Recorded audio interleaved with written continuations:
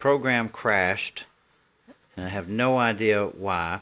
But anyway, we're going to continue. We're going to pick back up where we left off. All I have to do, I want you to go ahead and tell everybody again. We'll just start over. Okay. Who you are and where you're from, and we'll continue on. You want me to go ahead now? Yes. Okay, I'm sorry. I'm Jimmy Gray. I grew up in District 3 in Graysville, actually about a mile from where I live currently in Meadow Green Subdivision. My stepmom still lives in the house, so I go there every week or more.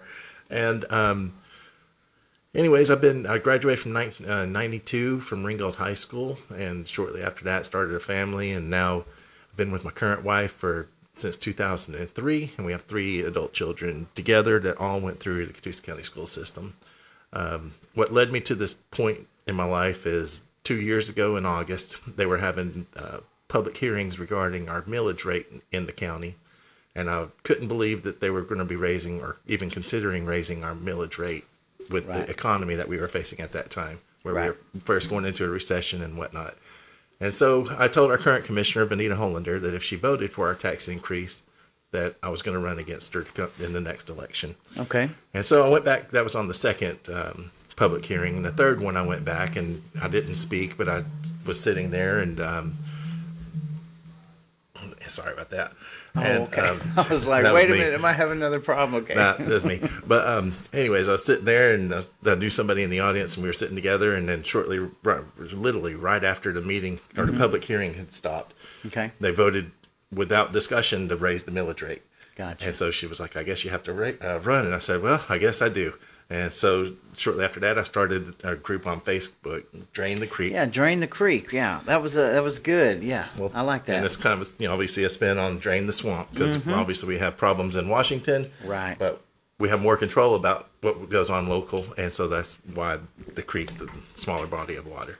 Gotcha. And, it's not just one commissioner is not going to change anything. We got to inform people about other candidates or when they come up for election as well. Right. And so that's it. It's been a great ride so far, and I hope to continue this right into May 21st on the election day for the Republican primary. Okay, gotcha, man. And I appreciate it. I love seeing. We were just talking before the show about how we've kind of been able to open up this area where it's not just hand-picked sort of candidates. We've opened this up to the grassroots where everybody can run, especially up in our area. And I think that's a great thing because, so many things come with that accountability. People, that are representing the people and not their personal, whatever you want to call it, like their personal agendas. We're trying to turn this thing around, and it's created a great atmosphere where people are emboldened to run, like yourself. That's true. I'm not connected to anybody. I didn't know anybody in the commission meeting when I was speaking. Right. And now I look back at that video, and I'm like, well, now I consider all these people friends. Sure. I've met many of them in the audience that night, and that's it. I'm just a regular person that was minding my own business 2 years ago, and then I was just tired of having my money just taken from me. And I equate it to anybody. I don't know if anybody's ever been, I'm sure to have been bullied as a child or teenager, whatever. And I take it, I really just, that feeling I had that night was just like that, because I was bullied in high school. And I took it and I took it and I took it until one day I just finally had enough, and I stood up to the bully. Right. And then it stopped. Gotcha. And that's the exact feeling I had inside when I was speaking. And that's the easiest way to describe it. I got you, man. So let me ask you. So every county's different, right? So I live in Walker County, and Chattooga. We do a lot with Chattooga and Catoosa. So kind of give us a little example. Like Catoosa County to me has always been what they call the interstate town, right? It's correct. The interstate's going through. There's a lot of. It's almost kind of an outlier of a Chattanooga suburb, really. Sure. A lot of growth, a lot of development, and of course you have the Fort Oglethorpe area it's booming right now. So, what do you see? Like, let's start with problems. What kind of problems do you see in Catoosa County that are things that you might want to focus on? Well, I mean, the easiest one to pick out would be the overdevelopment. Because that, not only does it just crowd the streets with traffic, it has many, many underlying issues, such as the infrastructure with the sewers or just water supply and, like, probably even electricity for that matter. And, where I grew up, like I said, where I live is where I grew up, and there's hundreds more houses in that same area, and yet the roads are the exact same. Yes. There's no shoulders, there's no sidewalks, there's nothing. And, where I used to ride my bike as a child, going to the general store to get candy after school, I would almost kill my kids if they did that today. Right. If a car didn't kill them. And, it's just totally different than how it was, 30, 40 years ago. Right. And so, the schools are getting more and more crowded. They're constantly building new neighborhoods in my area, especially. Obviously I don't travel throughout, all the districts, in my daily commute. And, but what I do see for my day-to-day life is just out of control development, and doesn't seem to be any rhyme or reason to it. Sure. I mean, you think about, I lived here for most of my life. And you think about Highway 2, for example. Yes. I mean, like, it has become like a corridor of driving that people despise. And we're up there all the time, and there's so much traffic and things. And every single inch of that seems like it's being developed. And then you go right into Ringgold, and Ringgold's a very small, like, quaint community, and everything's right there by the train tunnel. It's getting overcrowded, is it not? It is. I mean, that's when I see it. Right. And I worked in Ringgold all my adult life, on and off, and whether it was retail or whether, like, today I work in Ringgold. So I see quite a bit of it, Right. And then remembering the tornadoes that came through back, 2015, I think, and how that changed the landscape even more, Right. So, yeah, you're right. I mean, we're still these rural counties that are high. We have a lot of agriculture. We have a lot of land that we don't want to see all just developed, and tons of houses that seem to be moving in subdivisions and rental properties. And it's just going to bring more and more of an influx of people here. It's just going to continue to crowd things out. So it is. I mean, I agree with you. You can't be building more housing without addressing the other areas before you should really address the other areas before you even consider more building. Gotcha. So what kind of ideas do you have moving forward for your district? Well, first of all, is about just putting a stop to your property tax increases. Amen. Every I've had to adjust my budget. You've probably had to adjust yours. Companies have to adjust theirs to the realities of what we're facing in the economy today. The only people that don't seem to have that constraint is government, and it's not just Catoosa County. It's anywhere you look. It seems they seem like they're immune to it, and that's just not reality, and it needs to stop. And so that's the main thing, is to stop the property tax increase and bring more accountability into the government. I've had several government employees reach out to me and say their cost of living adjustment was taken away this year, and that turned out to be true because they received a bonus last year, and they weren't. I don't know if I guess they weren't told that they weren't going to get their cost of a living adjustment in April of this year. Well, by giving somebody a bonus instead of adjusting their salary, next year when they get their 3% cost of living adjustment, it's going to be the one that they should have gotten this year because they had the same salary. So they they're just totally not looking out for the employees of the county. Right. Yeah. And I've also had employees tell me that they had some of their cost of living adjustment taken away last year to put into a fund, to get back later. And yet instead of getting it back, they've created more positions. So therefore the commissioners and probably the county manager needs to bring these department heads up and say, hey, you asked for this money to, pay your employees better, and now you're asking for it again. Right. What'd you do with it last year? And every new position is a new salary and a new benefit package, everything. Yes. Exactly. And it's more than just the salary, obviously. So do you think, can they justify adding these people? You have a commissioner board, don't you? Yes. Up in Catoosa County. So I'm wondering why, this question was brought up last night in Walker County about adding a county manager or filling the joint development authority position. And a lot of the questions were arising like, well, why do we need to spend that extra money when we have a commissioner board of people that can handle that? I kind of seem to agree with that. Why you would add? I have no idea why you would add. I mean, that's true. You have a commission board, and we do have a county manager. Mm-hmm. So, and I've had to contact the county manager for different things I've ran into on the campaign trail as far as clogged ditches, whatnot, and they've been addressed. And he's, I have no issues with Mr. Wright. He's always been there when I needed him, and right.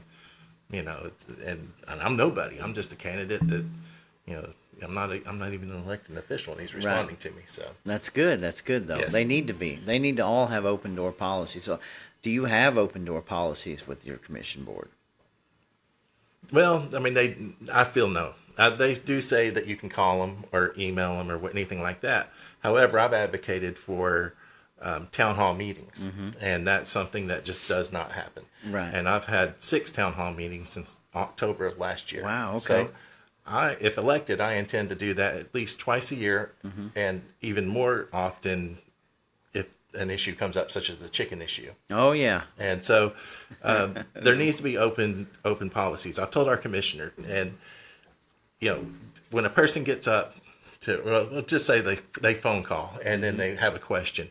Well, there could have been somebody in the audience of the commission meeting that had that exact same question, or maybe didn't even think about it, but would love to know the answer. Right. And so that's why it needs to be in an open forum where they ask and answer questions, because right now we get no answers at the commission meetings. And I mean, you're certainly that statement is true. I've kept up a lot with Catoosa County, and I'm not trying to pick on them, but it's like when you go back to the chicken debates, or people being thrown out of these meetings, not being able to yield their time. I mean, it seems like your current status of commissioners don't seem to care much about public input. I mean, that's my observation. That's true, and that's evident as well as far as the timing of the public comments of the meetings coming at the end of the meeting after they've decided what they're going to do with your money. Right, and you've not even had a chance to debate it or speak publicly. And there was a time, and I've mentioned this before, but there was a time that they were voting on the contract for elevator maintenance at the courthouse. Okay. And the Democrat chairman had come up and brought out a point, something along the lines that the Otis company could renegotiate part of the contract, but the county could not. And I was just like, wow, that's an interesting point. But unfortunately, it had already been voted on by the time he brought it up. So the commissioners weren't able to ask the person that was presenting that agenda item. And if that was just brought up beforehand, at least they could have asked the question. It kind of seems like it's backwards, doesn't it? It's very backwards. It's, I also said it's like me and my wife, we have obviously big at times big expenses coming up, and it's like me saying, hey honey, we're going to have this coming up, and then me coming home and saying, well, I did this, but what do you think about it? Right. That's not the way that relationships work, and exactly that's how this should be between the citizens and the commission, as a relationship, and not. Well, I do agree. I do agree. A lot of what you're doing and what we're doing is breaking up that business as usual mentality. It's no longer business as usual, and I personally believe, and this is not a slight to anybody in particular, but that business as usual has always been where you kind of do these backdoor close, out from the public meetings where people, hey, they've got something they want, and I'll, it's like a tit for tat, a quid pro quo. And a lot of that is changing now because so many of us are getting involved, and not necessarily for any particular reason. It's just because of the state of our corporatocracy that we live in, this government, and down to the local level. And I think that some of this old guard, the people that were never used to this, are very uncomfortable, and they don't know how to deal with the fact that people are going to watch them, they're holding them accountable, that kind of thing, Right. And that's where new blood comes in, if you know that the citizens are going to be actively engaged with you, and it's not just a select few, that's your accountability right there. I think it's a great thing because you maintain more transparency, and you like you said, you have more meetings with the public, you get more input. I mean, this is a good thing. Why would anybody fight against it? I don't. Well, unless they just don't know the answers to the questions that Sure. are going to be asked, because and I don't know every answer, and I don't claim to. However, I claim to listen to everybody that does have an opinion on an issue, and take that into consideration. That's good. And That's so, good. I like it. yes. So, what are your long-term plans? Should you be elected? What are the things that you are going to hit the ground running with? First off, like I said, my main reason for even doing this is our property taxes. Okay. They have just got to stop increasing year after year. Okay. Second of all is more transparency within our government. Right now, we have less transparency than we did a year ago, by the way the county has adjusted the rules on selling county-owned property without public notification. That is something I would have never voted for, Gotcha. and no one should stand for that. There needs to be more communication between the commissioners and the citizens. Like I said, I've had 6 town halls. I'm the only commissioner candidate that's had town hall meetings at all. Have any of the other commissioners showed up to your town halls? I had no commissioners. I've had a new challenger that went to one of mine, Okay. and I guess he didn't like what I had to say about a couple of issues, which I knew they were going to ruffle some feathers, but that's Gotcha. fine. Okay. Good deal. I want to bring up SPLOS because it's not that I don't want to. It's not a gotcha or anything, but so much has been talked about, like the T-SPLOS tax and the SPLOS taxes. I understand, and I honestly say a year ago I knew what the word was, but I never really looked into it, and I can actually see, like I'm no new taxes, right? I want less government, less taxes across the board. Let me make that clear. But the argument for certain T-SPLOS handled in the right way, I can understand, right? And then I've even heard so far as to say, well, if we enact a SPLOS tax, then that's going to decrease property taxes, like a sales tax. And I'm like, Lord, I can't put the geometry together in my mind of how you add a tax to take away. What is your opinion? Because this is always a hot topic issue. It is, and it was this year. But it's not just black and white either. But how do you feel about that? Well, I think SPLOST in general is a good thing. I was advocating because it was just voted on in March of this year, I believe, and it passed. And the commissioners had modified the rules now, where it was a 5-year cycle, and now it's a 6-year. Okay. So if I get elected, or whoever gets elected, it's a 4-year term. So we're going to have zero input on the next SPLOST cycle. Now, see, this is which is asinine. I And agree What with I was that. advocating for, and I'm the only person that's even come up with this, is instead of having a 4, 5, or 6-year SPLOST cycle, let's have a 2-year SPLOST cycle, and have it, instead of involving every department in the county government, be consolidated down to 2 or 3 departments. Okay. And say the first responders. That's my main focus, is first responders and public works as far as budgetary items. And so let's just say we take care of them on a 2-year SPLOST cycle, and they split it. And right now the county's collecting about $15 million a year in SPLOST. Okay. And so in the 6-year SPLOST cycle, I'm generally speaking, but I think they're going to get about $10 million. Well, they could get that in less than a year. Right. And the citizens would be able to see exactly where their money is going. Because one thing I've been beaten up on the campaign trail and with my candidates and other elected officials is my stance on SPLOST as far as how they spend the money. Of course, they say the projects are predetermined, whenever they go for a vote and all that kind of stuff. And that is true. However, I feel the county can prioritize those expenses. They spent $2 million 2 years ago to renovate a recreational ball field. Okay. At the same time, we have an empty fire station in the Blackstock community, which is not in District 3. But I would be advocating to spend that $2 million, or it wouldn't even cost that much really, to open up that Blackstock fire station so that those people in that community have fire protection from the county, because right now they don't. Okay. And that, but again, having the SPLOST, like you asked, on a shorter cycle involving Sure. less projects instead of a, booklet of them, Absolutely. would Doesn't bring that more seem- transparency and accountability. And then the commissioner's job would be to resell it. And if it's justified and you can see, hey, we did the Exactly. responsible thing, we can do it again in 2 more years. It wouldn't necessarily go away, Right. unless you pick unnecessary projects the voters didn't agree with. Well, sure. I mean, I really like what you're saying here because it seems to me, SPLOS, no SPLOS tax, which I hate taxes, right? But like, if you did, it seems counterproductive to vote in a 6-year SPLOS tax, knowing that nobody can change that or do anything with it. When the goal of a commissioner, in my opinion, is not only, of course, to serve the needs of the people, but to balance a budget and to continually look for ways to save money, right? Right. So if you did it in a much smaller scale and you were accountable and transparent with how you did it, the goal is to save money so you wouldn't need another SPLOST tax, right? So it's like we've become so dependent on these SPLOST taxes. I mean, I didn't even know till a year ago that we had been voting for SPLOST taxes for 30 years. That's right. It's become like a drug. It is. And then you look at the way that they bring the SPLOST taxes up. They bring it up on an off election year, and it's kind of paraded around in the small circles and it's voted on when the least amount of people are paying attention or are ready to show up for vote. And it's kind of like, well, no wonder this is a science here. You know, if we continue to do SPLOST taxes in those ways, then that's not good for the people, you know?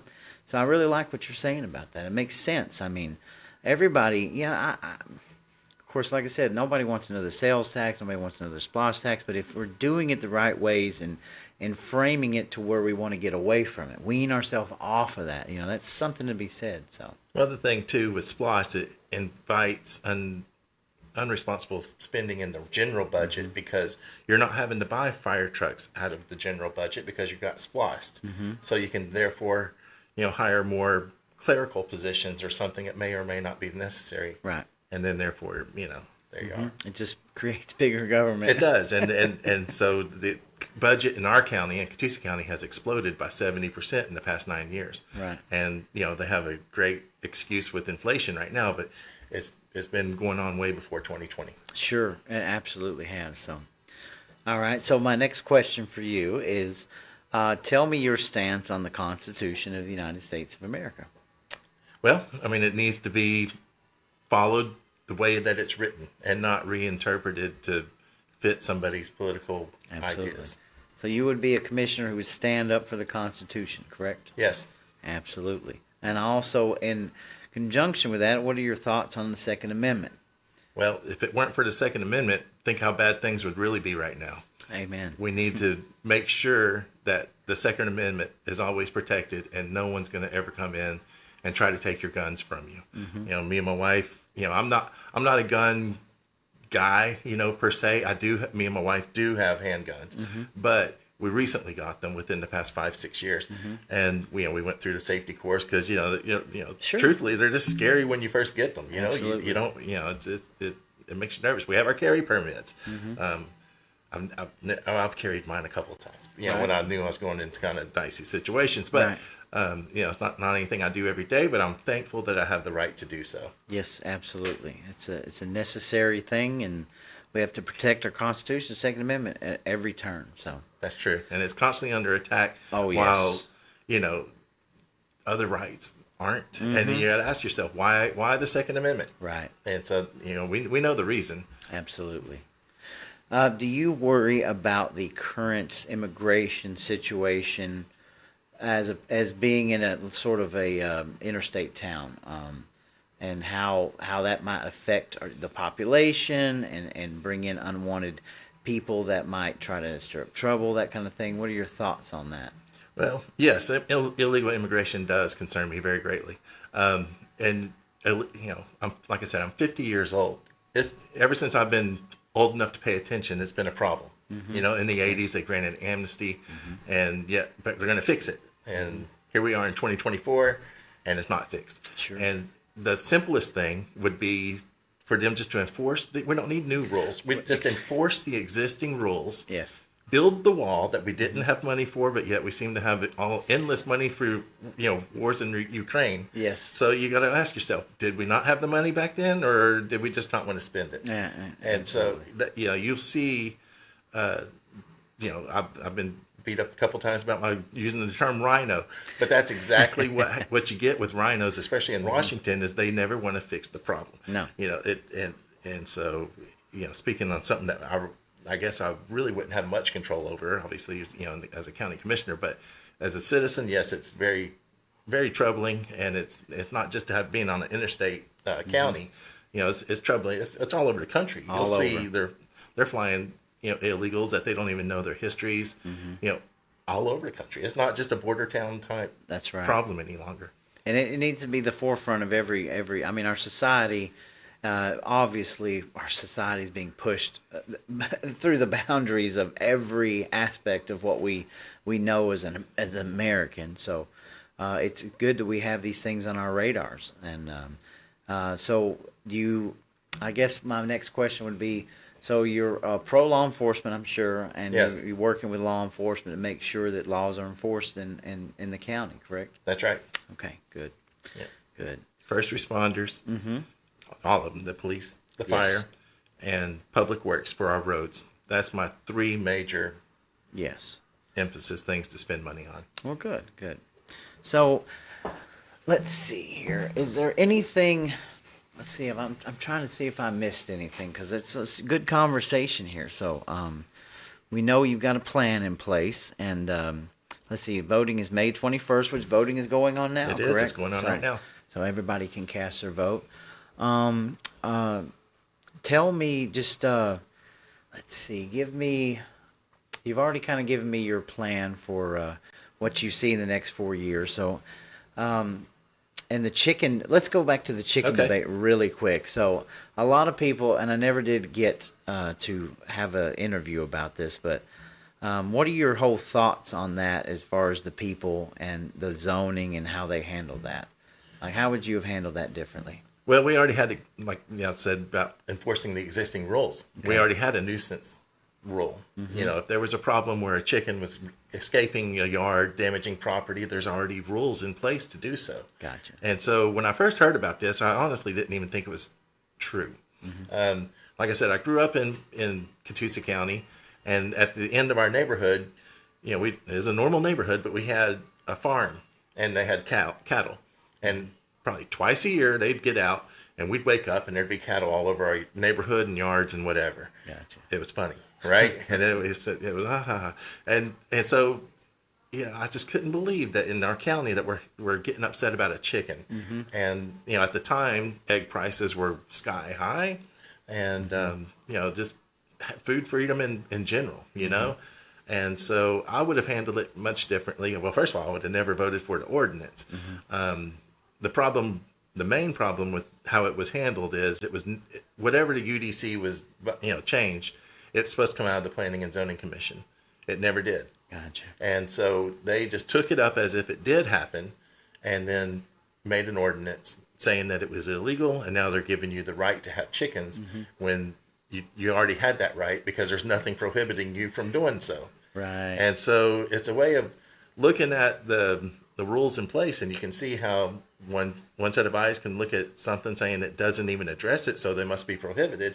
And the freedom-loving eye is that if it's not addressed, then it's allowed. And so I would have not voted for that ordinance and let people do what they want to do. Sure. And I never had farm fresh eggs until that time. To be honest with you, I thought they would be kind of gross. But no, they're great. They are. My wife knows somebody in Walker County, and I got some right now. And I won't need a regular, from the store. I won't make one of those anymore. I'm telling you, they're much better. They are. Catoosa County does seem to be on the forefront. They're kind of the tip of the spear up here where we live, as far as being able to really engage the grassroots and bring the people into all these situations that before, we never really even, maybe cared about or had the opportunity to stand up. So you guys are doing a lot of really cool stuff up in Catoosa County. So. Yeah, and I didn't know anybody when I was up there speaking in August of 22. I didn't know anybody in the GOP, and I never went to a GOP meeting. Right. And just not because I'm against the GOP, but I was just let down by the GOP on a national level. Sure. You see people get elected and not do what they said, and then they would just keep getting reelected, and never go away. And so luckily the local GOP is not that way. Absolutely, they're not. Yes, and they've been very welcoming. They've always, been been supportive, and I've been lucky. I was lucky enough to be a precinct chair with them at one time, and it's a great experience. Oh, good. Yeah, I have kudos for Joanna and how everybody's handling things up there and being so inviting. I think all of our GOPs are really opened up to getting people involved. So Yes. So how can people find you? How can they donate to your campaign? How can they get a hold of you? All right. My cell phone number is 423-315-0953. Okay. As I said, I have a group on Facebook, Drain the Creek. And I have a website. It's Jimmy Gray, then the number 4, and then district3.com. So Jimmy Gray 4 district3.com. Has a link on there to email me. Of course, I answer messages on Facebook as well. Or you can call me, and that's that. As far as making donations, I'm the only person that can accept donations. I have no campaign staff. I have nobody signed up with the election office to accept a donation on my behalf. And I do that on purpose because I just don't.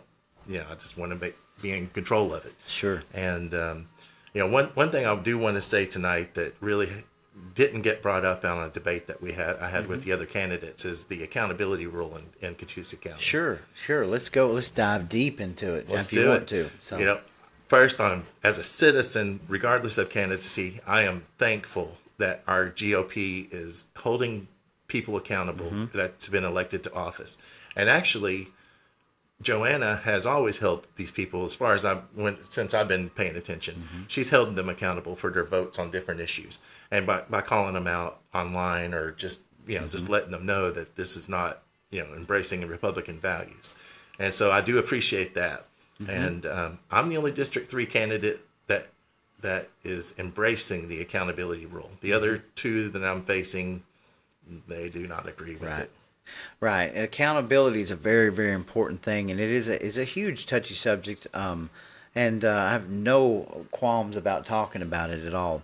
Accountability is something that is a freedom of association. It's already embedded into our parties and how we maintain the power to be able to kind of choose who we want us to represent us based on the principles of the party, because we all know that we have just like you said, we have several people that try to represent us that don't want to represent us at all. And so we have to stand up for accountability at all costs. And it's painful. I get it. I've listened to arguments on all sides of this. But the bottom line is it's freedom of association. It's constitutional. And people have to be the change they want to see. And I think it's a very welcoming thing, and I think it's going to be something that's going to be implemented into the future. And all of this goes along with the transparency and the accountability that we, the people, are doing now, right? Right. Because, for example, if you were to get elected, you going into office, that everything that you do and everything that you say is going to be scrutinized. It's going to be held to a standard, and it doesn't mean that anybody is perfect or imperfect. It means that we, the people, now are taking this power back from this sort of establishment, a way of doing things, to bringing it back with town halls and all of these things, and getting the input and doing what's best for the people. Right, and it's great.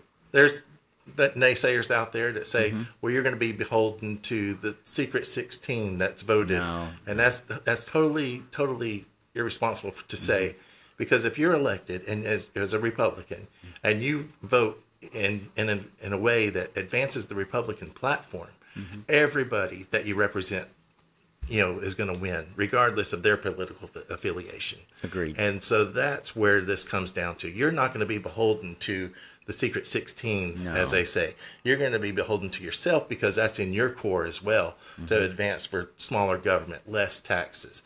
And that's it. That's what it comes down to. We talked a little bit before the show, the realization that we still have a Republican-controlled Congress and in the United States government, yet we still cannot get anything voted through. Right. We're constantly having breakaway Republicans, and it seems like the Democrat Party, they can come up with the most asinine bills, the most ridiculous things, and they will just vote in lockstep, won't even question the reality of it.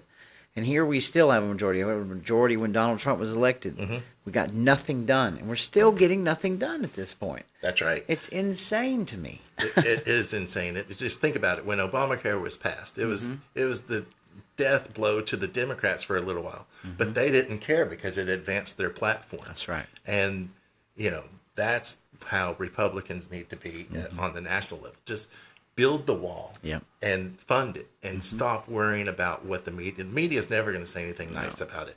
And so, that's just the realization. You can't be everybody's friend. You got to just advance the platform and go from there. Absolutely. And again, like I said, you guys are doing groundbreaking things up there. Joanna has been just stalwart and taking her stand. And I think a lot of people thought that the idealism of this was just going to fold. And I respect them so much. I've got so many close friends up in Catoosa County who are fighting, and their hearts are pure. And it's such a great thing to see that they care about the people more than they even care about themselves. And the fight is worth it. So yes, and it's just a intimidation tactic on the other side, trying to force these things from happening. I haven't heard one person say, and I even asked, I had a town hall with the commissioner. I said, name one Republican value they advanced in the last 2 years. Absolutely.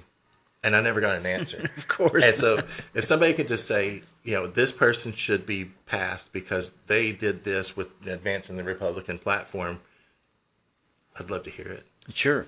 And you also have the system in place where most of our judicial circuits aren't ready to kind of take on this constitutional trials and thoughts. It's mostly criminal and stuff, and it's kind of like it's blowing people's minds. But I can tell you, I work with a lot of people in Catoosa County who, will come up to me and they want updates. They're like, how is this going? They respect it. They're not even in politics, but they love the idea of accountability because that's the least. We have zero accountability for anything in this country. Anything. Right. I'd like for somebody to name somebody who's actually been held accountable in the last 50 years for anything that they've done. I mean, really, I know there's a few, but my point is we never hold anybody accountable for anything. It's ridiculous. It is. And we're changing the ball game, man. We need to. Yes, sir. So I want you to tell the people, I want you to tell them what you want to know about you and just tell them why they should vote for you and what you want for the future. Well, I want to see more regular people like myself involved in government, even in the party itself. I mean, we already have plenty of regular people that's involved in the committees and precinct chairs and whatnot, and that's really great, and but more importantly, I want to see more and more people like me just go out and take the chance, run for office. You may or may not win. I mean, I may or may not win as well, but you're not going to change anything by sitting there complaining about it and not doing anything. You've got to, that was it. I sat there and waited for somebody to take my thoughts on property taxes and stop raising them. I was waiting on that candidate to come forward.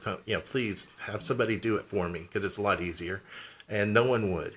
And so that is just the point that I reached. That I'll be that person. Okay, this question did come up in a debate, and we already know the incumbent is going to raise taxes because it's already happened. Another opponent had said that he'll raise taxes, but he'll do it in a nice way as far as having a meeting or town hall or something with you and explaining it. Well, it's not. There's enough revenue from our property taxes. Back in 2015, our budget was just over $20 million. And this year, our property tax revenue is $19 million. So you can't tell me that there's not money that, that's being wasted. And, if our property taxes would fund the budget 9 years ago, there's more than enough revenue coming from that source. And there's also, another, we were talking about earlier about SPLOST. Well, there's another tax that's available, and it just now got passed as far as being able to implement it with LOST, local option sales tax, which we have in Catoosa County, but it's called HOST, Homestead Option Sales Tax. That is a tax, a 1% sales tax, just like SPLOST. However, instead of going to special projects, It goes to you, and it offsets your primary residence's property taxes. And with the revenue stream that we have from sales tax in Catoosa County, it would probably eliminate your property taxes as far as the county side. Right. The school, that's a whole different issue. The county commission has zero say so. Right. As far as the, what the county schools do. Okay. The counties, they raise we their own can't- taxes, right? I do feel like, we can vote yes or no on the school budget. Then the reason I say that is because if not, why do we vote yes or no on the school budget? Right. If it was an automatic yes, there would be no vote. And I think we need to look into some of that too. I mean, why do schools get to set their own taxes and carry the burden without any accountability? So as we find out more and more, our property taxes are being affected by our school taxes more than they're affected by anything, Well, they are, but they go hand in hand. Sure, and, sure. You got to start somewhere. Absolutely. So this unfortunately maybe fortunately for the schools, the county tax got increased before the school did. So that's what got me off my couch. Sure. And so that's the battle I'm fighting. I'm with you, and with it, I think everybody knows with the amount of growth that is happening in your county alone, there are way better ways than just raising the taxes to mitigate some of this stuff. Well, I just have a problem taxing somebody in the first place just because they own something. Just because you own a bigger house than me, does that mean you should pay more taxes than me? Exactly. I don't think so. I'm all for a flat tax anyway. I mean, I cannot that's another believe. story. I love the fair tax, Yeah. but that's going to be above my pay grade. I Unfortunately, understand. I still can't believe that we're not even in some sort of flat tax category in this country. It's absolutely appalling. But yes. well, Jimmy, it's been a pleasure, man. I appreciate you coming out. Thank you so much. Jimmy Gray, running for District 3 Commissioner in Catoosa County. Make an informed decision. Please like this, share this, send it around to all your friends. We need as much input. He's an open book, and he's ready to talk to you. And we appreciate you coming on the show, man. Well, I appreciate the opportunity. As for our hiccup, we still had 5 viewers that stayed with us this whole thing. That was great. We had several jump in and out. No comments tonight. I can't believe that we didn't have any comments tonight, but we did drop out at the beginning. I will probably go back and archive that so that I can add it to. We'll sort of do a little bit of intro. But tomorrow night we'll have Mike Pons in here running against Barry Loudermilk, and then we have several more coming. And this is what it's all about, folks. We share the information, spread the word, and you've got to get out and vote. Vote, vote, vote. Vote your conscience. Vote for who you want to see. So, anything else, brother? That's it. I certainly appreciate the opportunity. Yes, sir. You got